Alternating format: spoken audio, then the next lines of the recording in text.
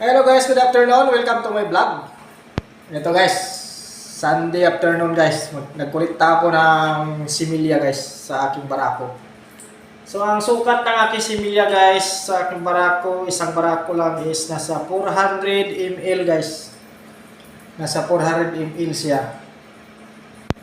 Kaso yung iihayin ko ngayon kasi guys is dalawang gilt lang yung aking iihayin. Sayang naman kasi to. Gawin ko na lang tong gawin ko na lang 10 kasi every AI ko guys is 100 ml isang bottle. Isang ganito siya guys. Isang ganito is 100 ml to guys.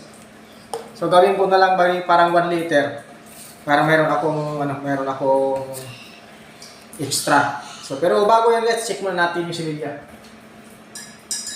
Hindi natin na i-check yung similya guys. Para alam natin kung gaano kalakas yung similya guys.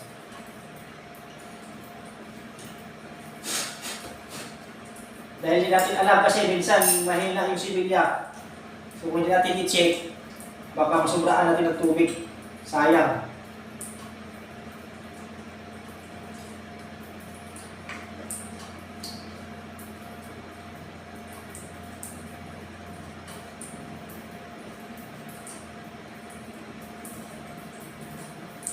Okay, sobrang lakas yung similya natin guys.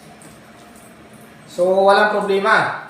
Sobrang lakas yung similya natin guys. Ngayon, kasi ano ko lang guys, kakulikta ko lang.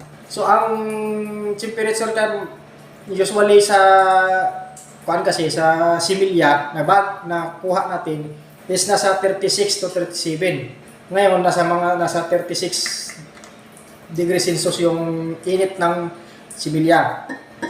Tapos yung tubig na pinainit ko guys, ito nasa 33 degrees Celsius. So medyo mas mababa. Hindi ko siya pinantay yung init sa similya guys kaysa init sa tubig kasi kadalasan kasi guys nasya-shock yung similya. Gawa ng dadagdagan mo siya ng tubig tapos kung parehas ang init, iba kasi ang init ng natural na init nila kaysa tubig na pinapainit mo. So baka mamaya magka-problema, masya-shock yung similya. Ilang beses ko na kasi nangyari yun sa akin. Baga alam ko na, natutunan ko na. So ang ginagawa ko, ina-adjust ko na. Di bali mas mababa ang tubig ng init sa similya kaysa ipantay mo sila. Kasi pag pantay sila, kadalasan masya-shock yung similya.